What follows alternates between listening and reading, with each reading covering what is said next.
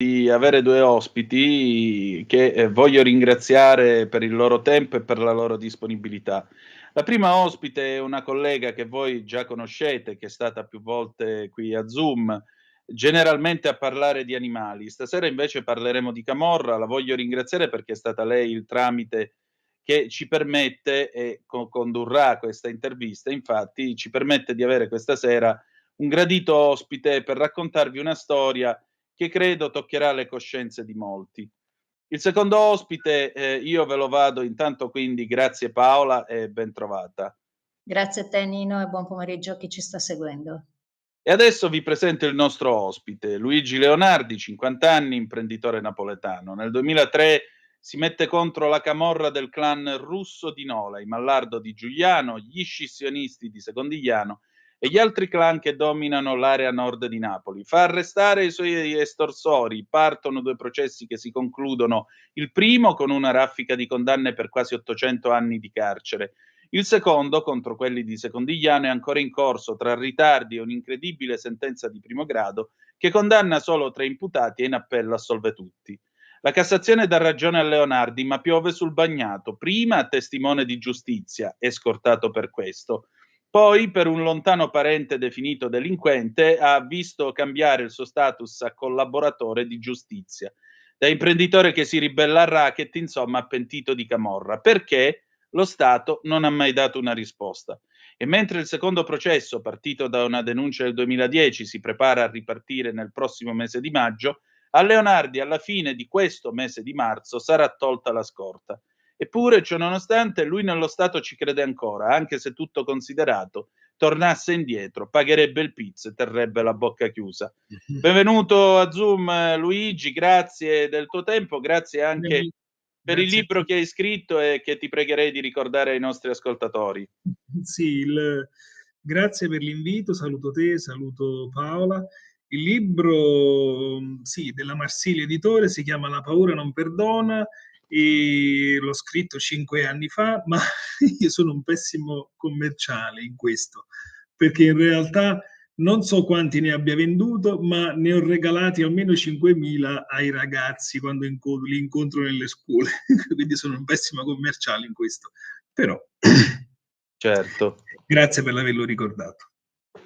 E allora io direi che potremmo cominciare pure la nostra conversazione. Direi che può rompere il ghiaccio la nostra Paola, se vuole. Ma, rompere il ghiaccio è difficile, nel senso che sono abbastanza coinvolta dalle vicende di Luigi, lo seguo da, parecchi anni sui social, in particolare su Instagram, anche su Facebook, e mi sono tenuta aggiornata sulla sua vicenda attraverso i social proprio. Lui è una persona, molto schiva, non ama apparire, non ama essere portato sugli altari in qualche modo, però ha questa capacità straordinaria di comunicare soprattutto con i giovani e di raccontare la verità. Questa è la cosa che mi ha colpito di più, che secondo me merita di essere accompagnata, che è quello che penso faremo oggi, Nino. Sì. Accompagnata e resa il più possibile pubblica e condivisa. Ne parlavo anche con Luigi in questo senso. Credo che una delle cose che mancano di più in questo paese sia la possibilità di essere resi consapevoli delle cose che accadono. Quindi contribuire nel nostro piccolissimo, per carità, ma creare consapevolezza intorno alla vicenda kafkiana, vorrei dire, di Luigi, è un impegno etico da un punto di vista professionale e anche umano. Mi Questa è la mia sembra opinione. sì, ed è un'opinione che mi permetto di condividere, anche perché l'alternativa sarebbe raccontare che cosa abbiamo mangiato ieri sera a cena e credo che non interesserebbe a molti. Allora, Luigi, come si fa a passare da eroe che denuncia i camorristi a praticamente collaboratore di giustizia, quindi una sorta di delinquente, lo possiamo dire? Cioè, che cosa è andato storto e soprattutto se le cose stanno così, allora la camorra è un virus contro cui non si può fare nulla? Perché t'hanno tolto la scorta? Allora, faccio un attimo un piccolo passaggio Sì. su quello che ha detto Paola. Ti ringrazio Paola e ringrazio voi perché ragazzi, io è vero, io non amo stare in prima fila, non amo stare sulle passerelle, non mi piace essere chiamato eroe perché io non mi ritengo un eroe, io ho soltanto fatto quello che la legge mette a disposizione dei cittadini inermi contro le mafie, diceva Falcone, cittadini inermi.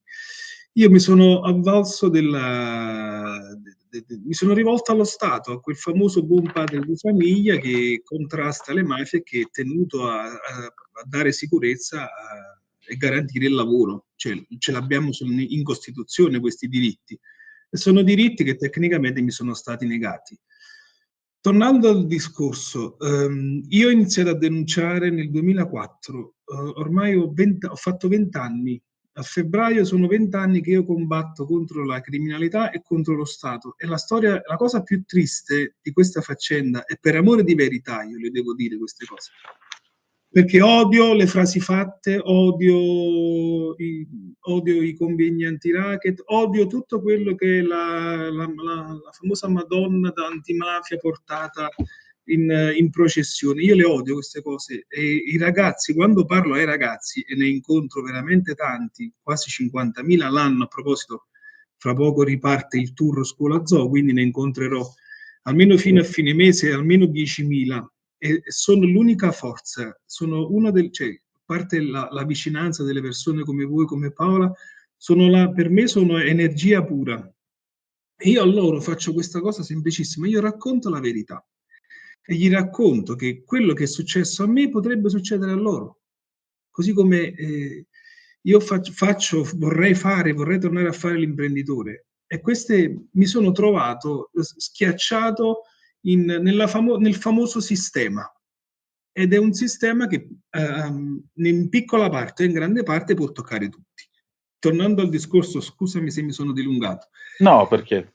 Io entro 2004, inizio il processo fino al 2010 dove partono il secondo processo, perché hai detto bene, io ho avuto un primo processo che c'è stato all'aula, si è tenuto all'aula bunker di Poggioreale e non vi racconto cos'è l'aula bunker di Poggioreale, dove io ho testimoniato tutto quello che dovevo testimoniare.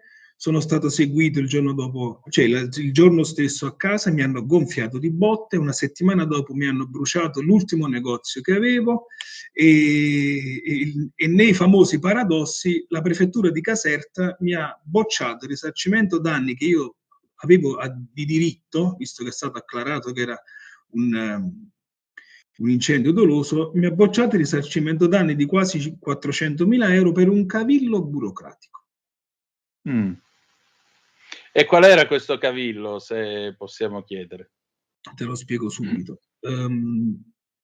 Durante le prime fasi delle estorsioni, un certo Domenico, un personaggio in voga del clan degli scissionisti, durante le estorsioni mi disse: tu qua non hai mai pagato niente, adesso per farmi stare tranquillo mi devi dare un assegno a garanzia di 10.000 euro.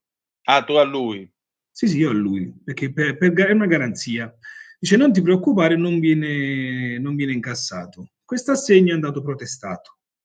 Adesso tu spiegami come fa un imprenditore protestato a portare avanti un'azienda.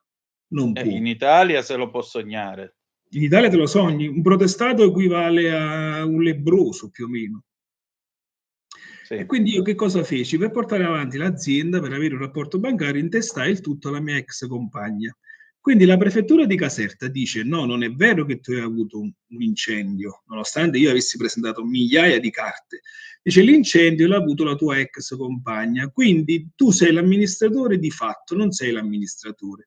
Quindi per la legge italiana tu non hai diritto a questo risarcimento. Nonostante la mia ex compagna avesse fornito un documento dove lei diceva, insieme a tanti altri testimoni: guardate, non sono io la proprietaria, il proprietario è lui. E lui disse: no, a me non interessa, basta che le mie carte stanno a posto, quindi per me tu non hai diritto. Questo signore Michele Granata era il responsabile dell'ufficio anti-racket della prefettura di Caserta. mi disse queste parole, adesso lui si sta godendo la pensione e a me mi ha bloccato la possibilità tanti anni fa di tornare a fare l'imprenditore. Ma inizio il secondo... Scusami. Sì, no, prego.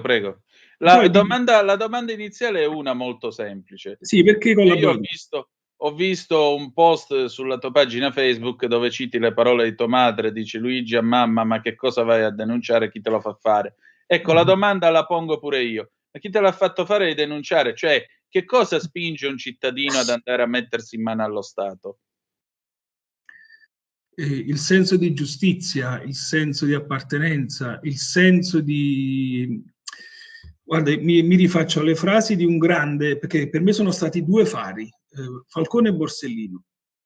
Paolo Borsellino, quando gli si chiedeva, dopo la morte di Falcone, diceva, ma perché non te ne vai? Perché stai ancora là? Dice, perché a me Palermo non mi piace. E io non posso stare a guardare e non fare nulla per cambiare quello che a me non piace, lo devo alle nuove generazioni. È un'estremizzazione perché io sono una pulce rispetto a Paolo Borsellino, ma questo è il senso della faccenda. Ma se noi non facciamo nulla per cambiarla la situazione, ma chi si occuperà di questi giovani? Io ho fatto tutto quello che potevo fare. Io vengo dopo il secondo processo, comincia il secondo processo, un disastro, 2 anni per far partire il processo, perché il giudice, giustamente, il PM stava scrivendo un libro, non aveva tempo. E la questura voleva sapere da me, ma perché questo non arresta? Ma io che ne so, io avevo fatto 30 denunce, 200 riconoscimenti fotografici, ma ditemelo voi perché non parte questa questione. Cambia il PM, parte il processo. Troppo tardi per le custodie cautelari, 13 persone a piede libero, di 4 clan, gente pericolosissima. Inizia il PM dice, ottobre 2015, questo signore Leonardi corre in serie di imminente pericolo di vita, va messo sotto scorta. Questo dopo 11 anni dalla denuncia. Questo è dopo 11 anni dal primo processo e dopo 5 anni dal secondo processo, cioè dopo 5 anni dalla seconda denuncia, 5 anni, lasciamo perdere, e loro già sapevano che io li avevo denunciati.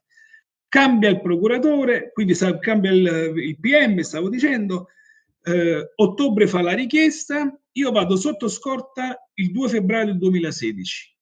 Dopo 8 ore dell'andata in onda del programma Le Iene, 8 ore, io aspettavo da 5 mesi di andare sotto scorta e credimi, io ho dovuto lavorare comunque perché a me nessuno mi ha detto come ci possiamo occupare di te. Io la famosa pagnotta a casa, e nel bene e nel male, me la sono dovuta portare lo stesso a casa. Dopo un incendio dell'ultimo negozio, io ho dormito in macchina 1 settimana. Sono andato a fare i lavori più disparati a nero pur di campare.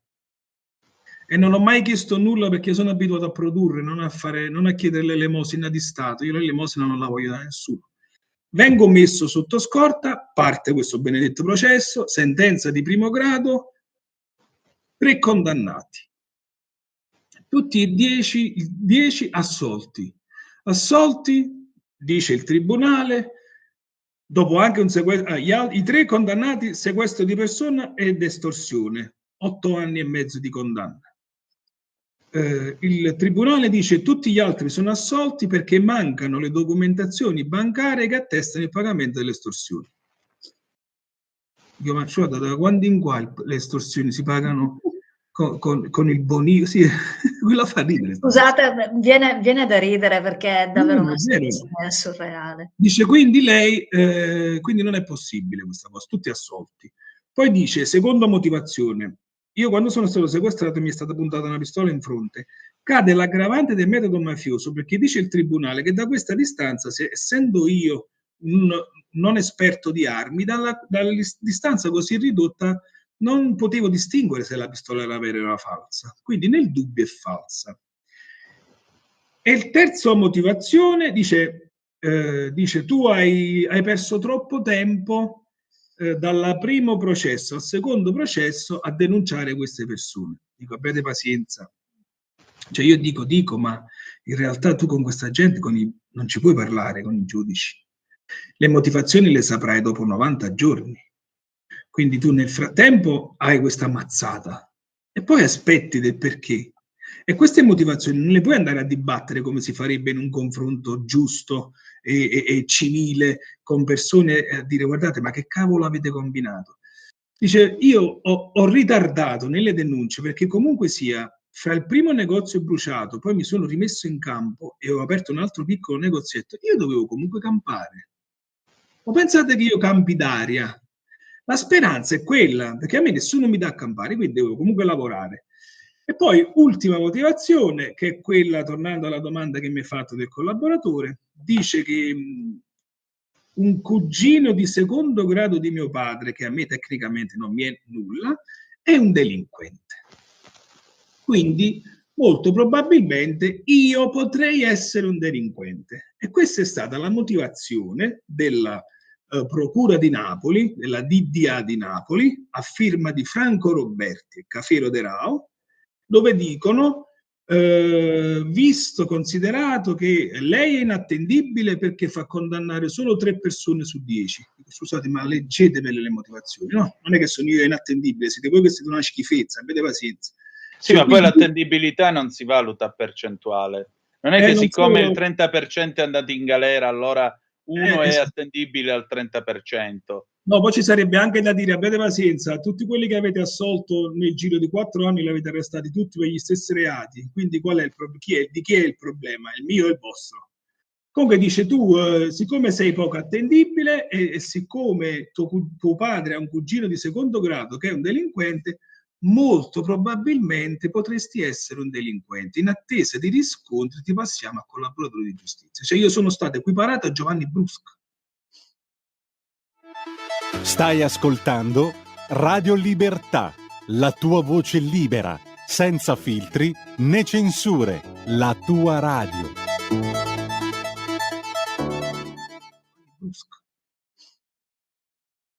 Sull'idea uno che ha sciolto un ragazzino nell'acido, su un'ipotesi, cioè Brusca è uscito, lui è libero, lui ha più diritti di me in questo momento.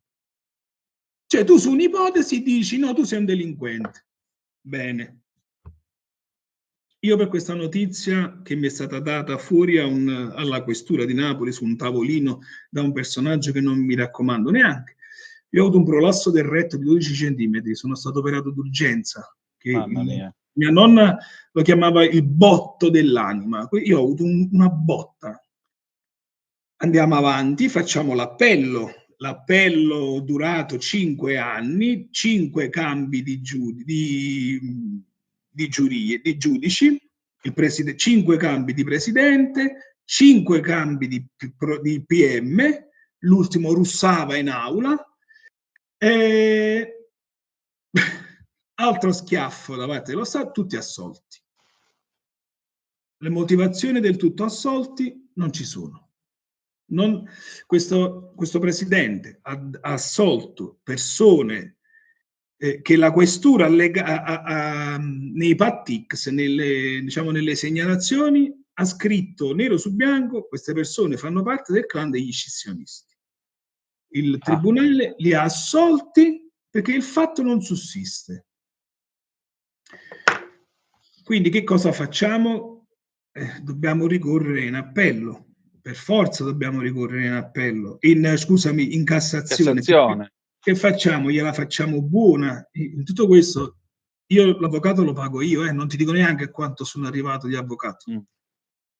Andiamo in Cassazione, cosa che io, ti giuro, ormai io avevo perso tutte le speranze. La Cassazione in buona sostanza che cosa dice in 10 pagine? Dice: voi siete impazziti. Voi, uno, non dovevate assolvere tutti, perché abbiamo visto chi sono. Secondo, quando assolvete nel secondo processo, nel processo di appello, assolvete anche i condannati, voi dovete dare le motivazioni rafforzate, cosa che non avete dato. Quindi il processo è da rifare e torna in appello. Questa cosa si vede raramente. Però uno direbbe, beh, insomma, c'è un giudice a Roma. Ma a questo punto è arrivata una lettera. A questo punto mi chiama la sezione scorta della polizia e dice: signor Leonardi, abbiamo una notifica da darle. e c'è scritto nero su bianco che l'UCIS, Ministero degli Interni, a firma con un tenente, cioè un generale dei Carabinieri, ci abbiamo avviato alla pratica di revoca della scorta. Scorta che mi hanno dato per il processo in corso, processo che si terrà il 7 maggio. E per quale motivo viene revocata? No, non lo dicono. Perché dicono, in buona sostanza, loro dicono che non sussistono più le condizioni di pericolo di vita. Cioè, con 10 persone a piede a piede libero. 2 con 3 con una potenziale condanna, perché un processo che torna dalla Cassazione in appello adesso lo guarderanno un poco meglio, quindi si presuppone che almeno verranno confermate le condanne che avevano preso questi personaggi. Quindi dico, paradossalmente, io in questo momento sono molto più a rischio di prima, perché adesso c'è la certezza che questi personaggi vengano condannati. Però è così. Guarda, io mi sono dato anche una spiegazione, dico, ma forse il problema sta nel fatto che in Italia ci sono 660 scorte, 660 scorte anche a gente che ormai hanno la scorta come il noleggio con conducente. Quindi magari dico, vabbè, forse è una gestione di costi che loro stanno salvaguardando. Dico, ma possibile mai? Io dal 2016, dove ho firmato per l'uscita dal programma di protezione con l'etichetta di collaboratore, fino a quando non mi reinseriranno come testimone di giustizia, loro hanno comunque stabilito che io la scorta la devo avere per gravi e imminenti pericoli di vita. Dico, ma io dal 2016 ho ricevuto 9 minacce. Dico, ma è possibile mai che voi non sappiate che questa storia, cioè, minacce tutte denunciate alla scorta, ai carabinieri? Dico, ma è mai possibile che voi non sappiate di questa faccenda? Quindi io adesso, ultimo aggiornamento, abbiamo fatto una richiesta, un'integrazione a questo dispositivo con il mio avvocato, e aspettiamo notizie dal Ministero e dal Prefetto. Vediamo cosa succede. Che speriamo arrivino in tempi rapidi. Speriamo che arrivino in tempi rapidi, però ragazzi, io vi faccio una confidenza, io sono veramente molto stanco, molto. Tornando alla cosa che mi dicevi prima, no, non lo rifarei, ma per un semplicissimo motivo. Perché io contro la camorra ho combattuto 20 anni, combatterei altri 50 anni. Ma sapere che il mio nemico in questo momento è lo Stato, no. È demoralizzante per me, è una sconfitta. Per me è una sconfitta. Paola. È difficile entrare su queste parole, anche perché ho trovato molto suggestivo che Luigi abbia cercato di dare una spiegazione ragionevole sulla base del numero delle scorte al perché una scorta è stata tolta. Però il tentativo di spiegazione non va di pari passo col buonsenso, mi pare evidente. E capisco lo sconforto anche di Luigi, perché dopo 20 anni di lotta e di vessazioni, perché mi verrebbe da usare anche questa parola, non se ne può più. Non se ne può più. Volevo chiedere a Luigi, quando dovrebbe essere revocata la scorta? Fine mese. Proprio a fine mese. Giusto con questo è il regalo nell'uovo di Pasqua. Esattamente. Il regalo, il regalo per il mio compleanno, che il 2 aprile faccio 50 anni, quindi il regalo per il mio compleanno. Sì. Verosimilmente quanti margini ha la vostra integrazione di poter essere accolta? No, io credo che abbia grandi margini, perché alla fine dei conti, cioè, non mai mortificare la logica. Se mi avete messo una scorta per un processo, il processo è ancora in corso, quindi esatto. In buona sostanza, almeno guarda, tenetela fino a... No, guarda, non dico il 7 maggio, perché il 7 maggio poi c'è la condanna, quindi chissà cosa succederà. Io chiedo... Ho motivato anche un'altra, cioè ho detto anche un'altra cosa a questo Stato per il quale io diciamo, credo ancora, ma non mi aspetto più niente. Dico, abbiate pazienza. Io in tutti questi anni, questi 20 anni, mi sono dovuto ricostruire da sotto zero. Fatturavo 8 milioni di euro, ho campato con 50 euro a settimana. Ho lavorato a 150 euro a settimana a nero, dove pagavo 400 euro di fitto, solo di fitto. Ho toccato il fondo e ho imparato cos'è la fame, cos'è la povertà. Mi sono ripreso, sono andato avanti, sono determinato sempre in quello che faccio e mi sono ricostruito un'attività, un'attività che per fortuna faccio in modo che ogni giorno con il mio senso di produttività vada avanti e cresca anno per anno. Dico, datemi il tempo di pensare di poter spostare il mio lavoro, di trovare un'altra casa, perché io vivo a Napoli, di organizzarmi la vita da un'altra parte. Non si può dire a una persona, bene, noi, secondo noi tu non corri più il pericolo, arrivederci e grazie. La settimana scorsa hanno ammazzato, tornando al discorso, un collaboratore di giustizia che dopo aver collaborato con la giustizia a distanza di 15 anni è tornato sul territorio e lo hanno sparato, lo hanno ammazzato. Questo per dire cosa? Usando anche le frasi di Giovanni Falcone, le mafie non dimenticano.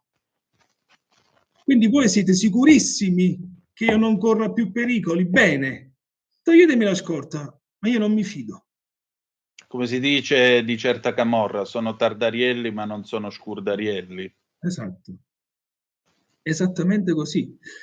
Il primo processo che io ho fatto, il clan russo di Nola, 18 anni di reclusione a testa. Qualcuno è già uscito. Quelli che sono usciti sono stati riarrestati e dopo loro adesso ci sono i figli, poi ci sono i nipoti. Quindi di che cosa stiamo parlando? Quindi per cortesia lo Stato, non mi vuoi riconoscere quello che per legge mi spetterebbe? Bene, dammi il tempo di spostarmi, poi al resto ci penso io. Tanto sono andato avanti senza di te, sono andato avanti nonostante te possa andare avanti comunque, ma dammi almeno il tempo materiale. Ecco, ci hanno raccontato nei film la vita sotto scorta, programmi di protezione e così via. In realtà questa è una storia di miseria e di abbandono. Allora, com'è che si vive sotto scorta per davvero? No, sotto scorta non si vive, è un ossimoro. Vivere sotto scorta è un ossimoro. Sotto scorta si sopravvive. Ma attenzione, io adesso mi prendo l'onere di fare una critica, non la scorta, questa qui di personaggi importanti e famosi che si scelgono macchine, si scelgono uomini che possono fare quello che cavolo vogliono nelle scorte, tipo Saviano per esempio. Quelle non sono, quando lui fa quei video, quelle situazioni di vita, poverino, mi sento, fa la vittima sotto scorta, ma magari ci avessi avuto io una scorta come quella. Noi, gli scortati, sono persone alle quali è tolta completamente la privacy, completamente. Ti faccio un esempio, giusto per avere dei dettagli, dei dati. Chi vive sotto scorta è soggetto alla mimetizzazione. Quindi non bisogna far sapere, bisogna comunicare meno possibile sui social, bisogna avere tutto, diciamo, una serie di regole che ti vengono date nel momento in cui entri a protezione. Tu le firmi queste regole. Nel 2018 Roberto Saviano esce il nuovo libro, scrive sui suoi profili: farò il firmacopie il 23 dicembre al centro commerciale Campania, dove il 23 dicembre ci sono 9.000 persone. Come si fa a fare una bonifica di un centro commerciale? Tu sei sotto scorta, hai una scorta di livello più alta del mio, che lui ha un terzo livello, vuol dire 2 macchine blindate con 4 uomini di scorta. Dico, com'è possibile che tu puoi fare queste cose e io no? Io ho un'auto non blindata, più le volte che si ferma che altro, ma lasciamo perdere. Quindi esistono scorte di serie A ed esistono scorte di serie B, ma vivere sotto scorta non è vita, non hai più la libertà. Devi dare conto di tutto, non sei libero di fare nulla. Poi c'è una cosa che a me, guarda, c'è una cosa che anche questo lo Stato dovrebbe tener conto. Io per colpa delle scorte ho perso lavori, ho perso incarichi, ho perso clienti, perché non tutta la società civile è disposta ad avere a che fare con una persona protetta. Io l'ultimo incarico che lo dovevo solo firmare, era un contratto a tempo indeterminato di quasi 4.000 euro al mese. Quando vennero a sapere, nonostante avessi chiesto non vi fate vedere, quando vennero a sapere che ero sotto scorta, dice no, noi non te lo possiamo dare questo lavoro, perché così non possiamo lavorare. Quando ho lavorato per grandi gruppi del mio settore, quando lo sono venuti a sapere, mi hanno detto no, te ne devi andare perché noi con questa gente, con i delinquenti, ci portano lavoro, ci lavoriamo, quindi per cortesia vattene. Questo gap, questa schifezza, perché è una schifezza a tutti gli effetti, lo dovrebbe colmare lo Stato. Invece no, hanno detto senti, fai una cosa, noi ti diamo la scorta, per tutto il resto arrangiati. Luigi, posso intervenire? Certo, Paola, di. Al di là del fatto che tra l'altro la scorta impone anche delle relazioni umane, Esatto. obbliga a relazioni umane che non è detto che siano così virtuose, così semplici e così ben combacianti, no? Esatto. Perché va detto anche questo, insomma, vivere sotto scorta sono vuol dire... Sono degli obblighi, io devo beccarmi le persone che mi danno. Certo, infatti appunto si diceva prima, mica te le puoi scegliere, ti capitano come le famiglie, c'hai i fratelli simpatici, i cugini simpatici, ti tocca, te li tieni perché ci nasci con questa gogna, tu ci sei arrivato, però in qualche modo è diventata la tua vita a tutti gli effetti.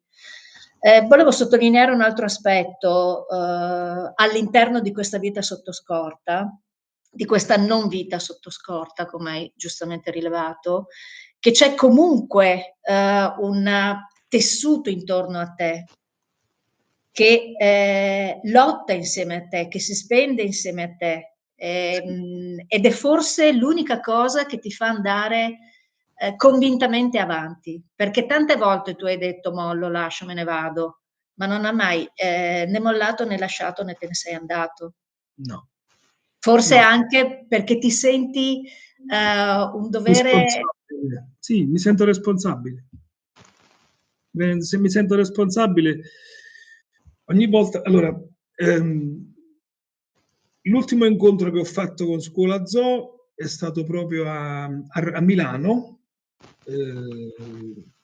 circa l'anno scorso, cioè un anno fa, 250 persone e 250 ragazzi, attenzione, tra i 16 e i 20 anni più o meno, e il loro non mollare, il loro mi hai cambiato la vita, il loro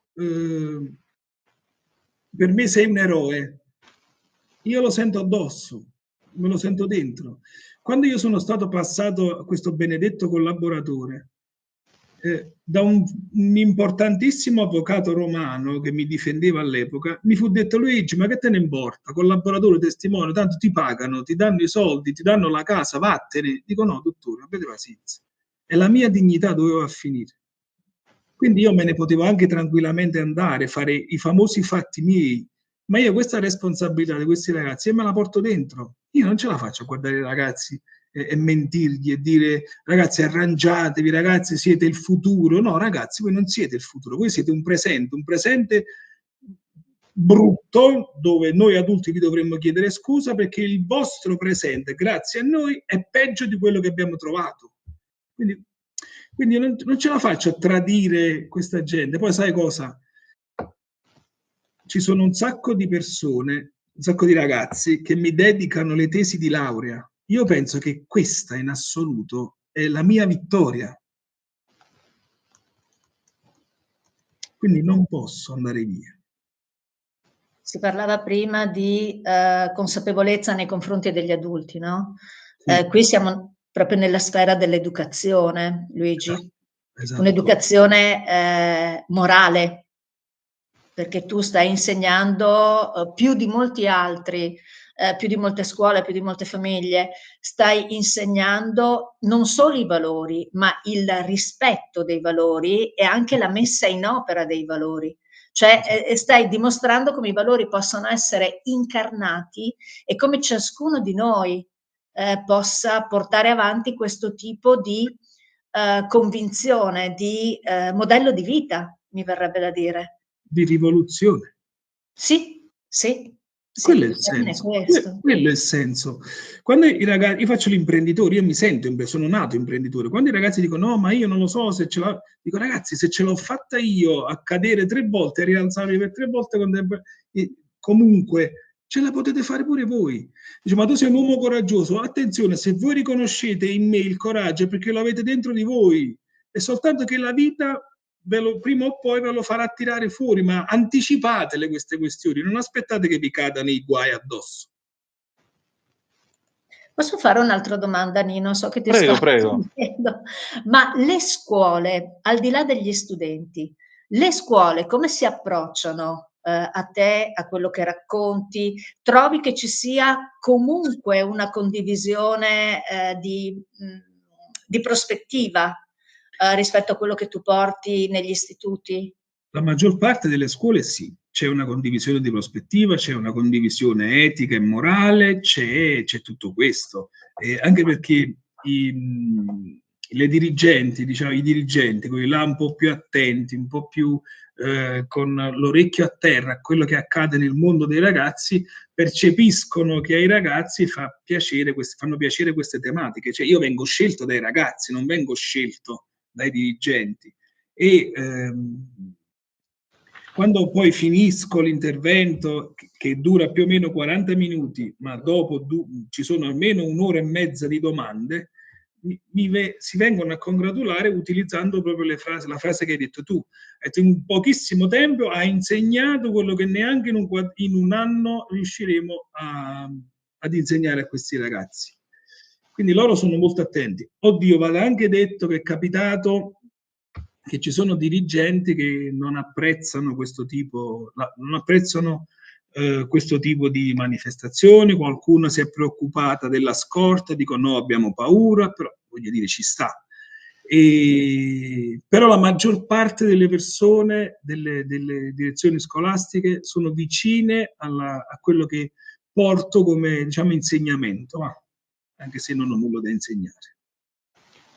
Luigi, una domanda, diciamo così, per te verrebbe da dire che sei del settore, scusa la povertà del mio italiano. Intanto stiamo inquadrando, per chi ci segue sul canale 252, la copertina del libro di Luigi Leonardi, edito da Marsilio, La paura non perdona, una vita sotto scorta tra Stato e camorra. È notizia di questa mattina su alcuni quotidiani che in Sicilia, in un liceo, non hanno voluto cambiare nome e trasformare il nome del liceo in Peppino Impastato perché ritenuto personaggio divisivo.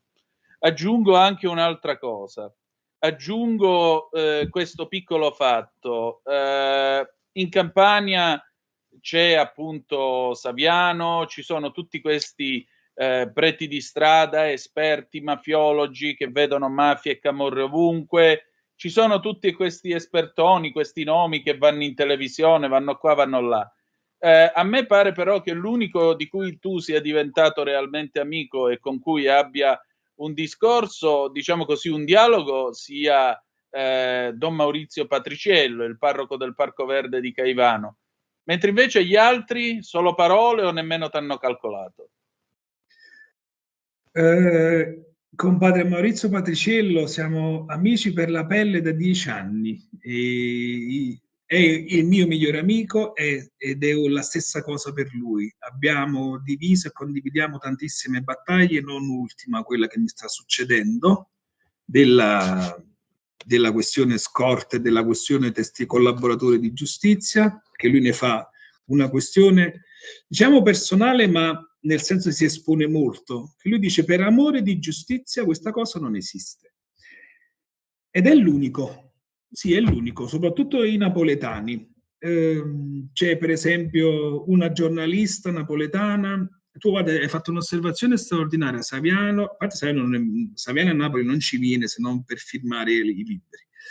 Poi c'è, che ne so, Sandro Ruotolo, Marilena Natale, Luciana Esposito, tutti questi personaggi che a mio avviso, se non fosse esistita la camorra, sarebbero stati, diciamo, non avrebbero avuto tutta questa, chiamiamola, visibilità. E sono tutte persone che, a mio sempre avviso, si muovono e organizzano le cose soltanto per un ritorno personale. Tipo, ti faccio un esempio. Tempo fa, e poi ti rispondo anche in merito alla questione dell'università, della sala dell'Università Peppino Impastato, ci sono state delle firme, diciamo, non era ben vista questa cosa, perché poi l'articolo va avanti, dice per ideologie politiche. Quindi si ritiene che Peppino Impastato sia stato un personaggio vicino alle destre, e purtroppo in questo paese, anche su temi così importanti, si riesce a fare la differenza destra e sinistra. Come se la dire che Peppino Impastato fosse vicino alle destre è una cosa di un'ignoranza storica clamorosa, perché lui era candidato con Democrazia Proletaria, che viva Dio era più di sinistra, più a sinistra del Partito Comunista Italiano. Però funzionavate. Ma dove cazzo ne ho studiato? Scusa, però ritenere Peppino Impastato uno di destra è veramente il colpo, uno che faceva le marce con dolci. Ti faccio un esempio pratico. Padre Maurizio, ed è una cosa che lo ha fatto molto arrabbiare. Padre Maurizio, tu lo sai, prete di Caivano, Parco Verde, 21 piazze di spaccio. A un certo punto manda un messaggio al presidente alla Meloni, il presidente del Consiglio, dicendo: per favore vieni, facci sentire europei. E infatti lei è andata. Lei si è presentata. Te lo dico perché io le vedo tutti i giorni queste cose, anche stamattina. Al Parco Verde non esistono più piazze di spaccio. In chiesa fu formato un comitato per il contrasto alla criminalità organizzata, da Sandro Ruotolo, da Marilena Natale, da tutta una serie di personaggi. Quando Padre Maurizio scrisse alla Meloni, da quel momento in poi questi personaggi che ti ho nominato hanno preso le distanze, formando un altro comitato, dicendo che Padre Maurizio per questa cosa che aveva fatto era il prete delle destre. Un fascista. Esatto. Allora, però fa molto ridere anche questa. Maurizio, pensate alla frase Maurizio Patriciello fascista. A me fa molto ridere. Sì, fa ridere molto, veramente. Fa ridere molto. Fa meno ridere chi ha preso queste distanze e chi ha tenuto, a parte che poi hanno detto delle bugie allucinanti, perché lui in un'intervista su un fanpage dice che grazie a lui, al comitato, la tenenza di Caivano è diventata compagnia. Non è vero, dice una bugia e dice una bugia sapendo di mentire. Cioè, parliamo di una persona che dovrebbe essere candidata alle europee e in maniera, con una faccia tosta allucinante. Chi è che ha fatto questa affermazione, scusami? Sandro Ruotolo. Ah, Sandro Ruotolo. Io c'ero quando il prefetto di Napoli Palomba, insieme al ministro Lamorgese e al presidente della regione De Luca, stavamo nella stanza con Padre Maurizio, dove Lamorgese disse: Maurizio, adesso andiamo in conferenza stampa, ti dico da adesso che Caivano Tenenza diventa compagnia. La fotografia che è andata poi sul sito istituzionale gliel'ho fatta io col mio telefonino. Come si fa ad andare da fanpage e dire grazie a me la Tenenza è diventata compagnia? Come si fa a dire una cosa del genere? Quindi, lasciando perdere, vedi, poi torniamo al discorso, Peppino Impastato diventa di destra. Quel fascista di Peppino Impastato. Questa storia non va bene, perché ai giovani quando vado dico: ragazzi, voi dovete sviluppare uno spirito critico. La delinquenza, come la parte malata della politica, tendono di fare di voi dei numeri, delle pecore da utilizzare a proprio uso e consumo. Quindi quando vi dicono una cosa, andatevi a informare. E Edoardo De Filippo diceva: mettiti un ignorante accanto, cambi di rendita. E loro cercano di fare questo. Allora dico: attenzione anche a chi votiamo, che non si può. E io non ne faccio una questione politica. Per me la risoluzione dei problemi, i diritti, tornando anche alle frasi di Padre Maurizio, io mi sono rivolto a Giorgia Meloni perché è il mio presidente, non perché appartenente a Fratelli d'Italia. Se ci anche perché noi, Parco Verde, abbiamo scritto a tutti, non si è presentato nessuno, se non per fare campagna elettorale, promettendo reddito di cittadinanza, risoluzione dei problemi e tutta una serie di stupidaggini volte solo ad avere i fatti loro. Quindi ti dico, il discorso purtroppo mi rattrista, ma capisco perfettamente le rivolte anche per la questione Peppino in passato. Sono di un'ignoranza abissale, ma dico, ragazzi, per cortesia, colmate questa ignoranza e vi renderete conto che la delinquenza, per esempio, non guarda in faccia a nessuno, soprattutto non se ne frega se sei di destra o di sinistra. Se ti vengono a fare un'estorsione, l'unica cosa che gli importa sono i soldi. Paola.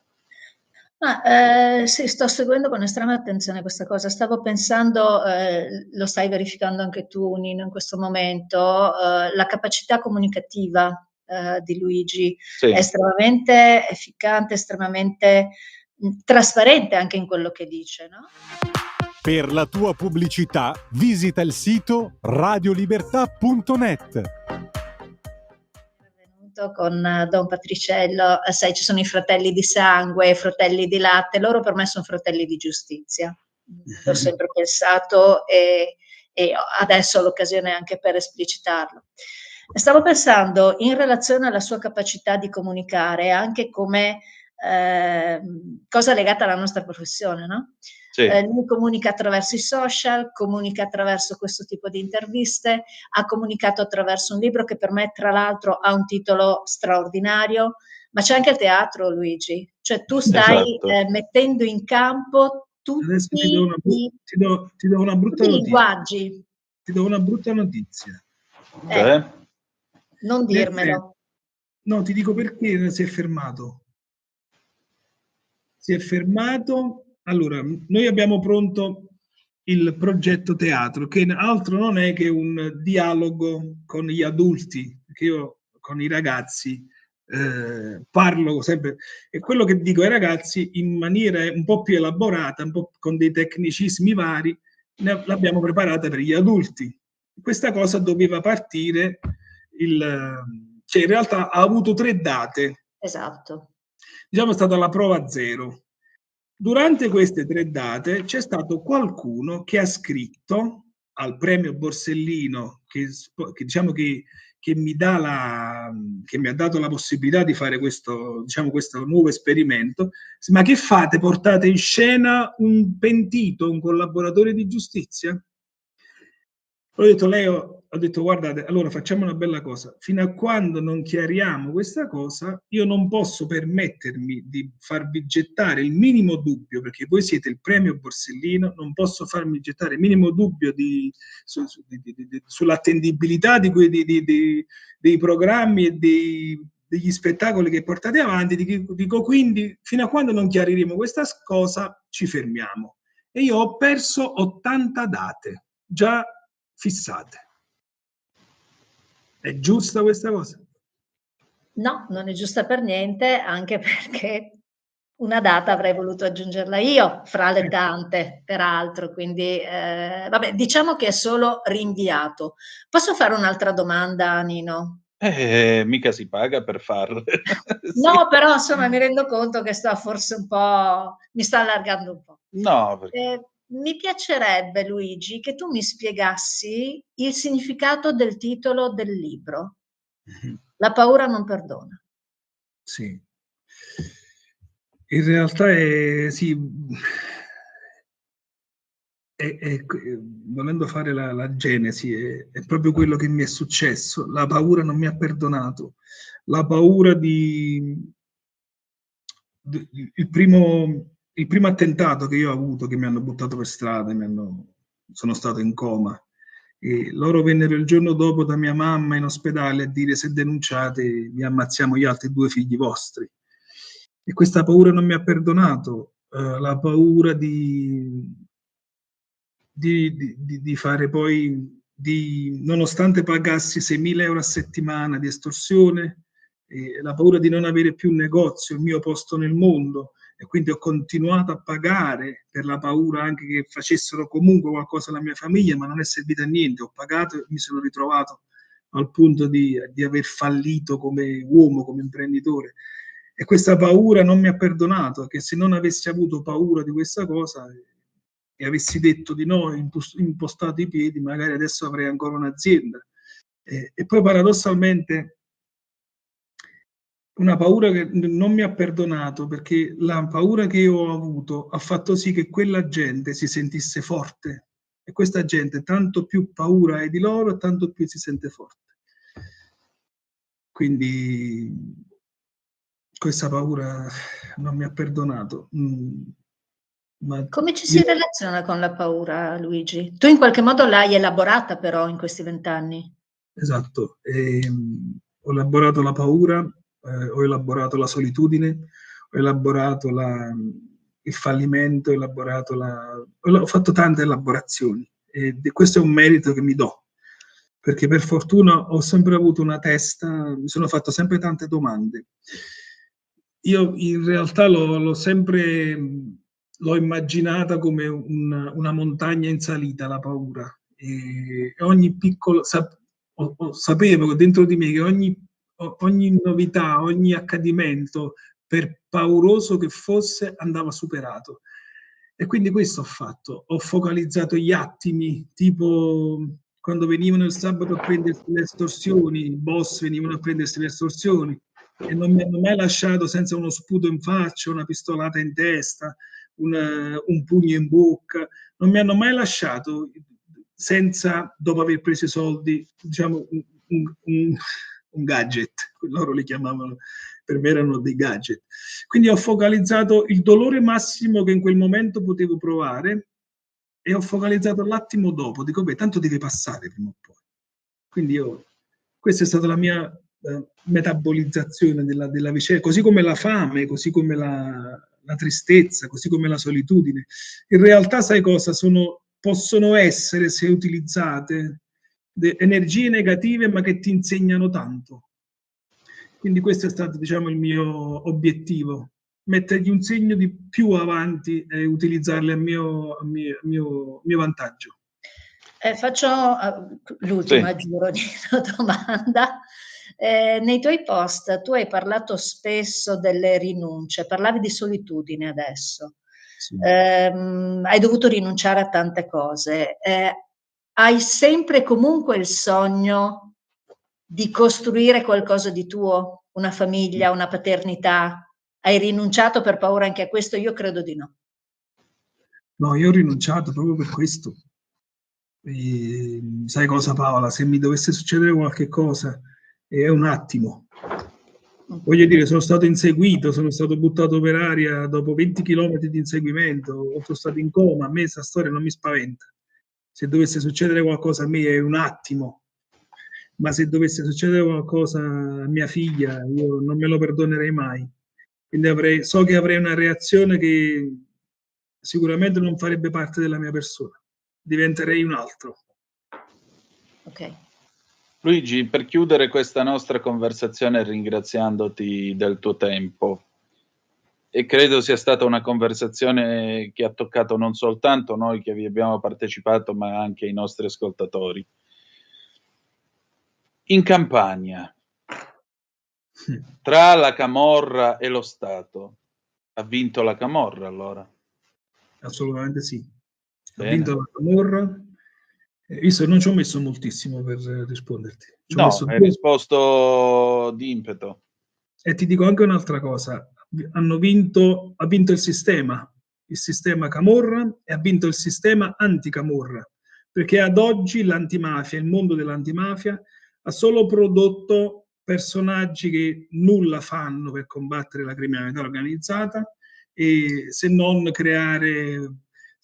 inaugurare beni confiscati, prendere soldi, prendere PON, prendere fondi, ma in realtà se Giorgio viene ammazzato a Piazza Municipio e la mamma di Giorgio ad oggi è una persona che fa tanta difficoltà anche ad andare avanti e deve rivendicare la sua presenza all'interno del comune di Napoli, e viene portato in auge Geolier, nulla contro Geolier, piuttosto che il Giorgio, il ragazzo il musicista che è stato ammazzato. Sì. il sistema ha fallito.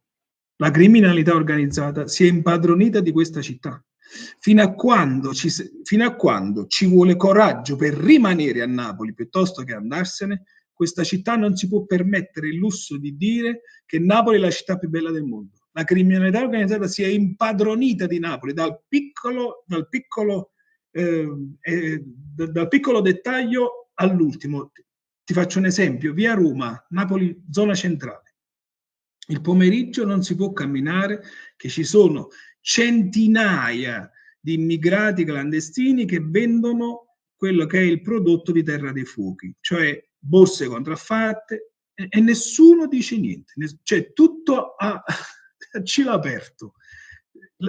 Ti giri, è una città dove l'illegalità la fa da padrona. Quindi, ma quale città più bella del mondo? Ma la vogliamo finirla o no? Quindi sì, la camorra ha vinto a Napoli.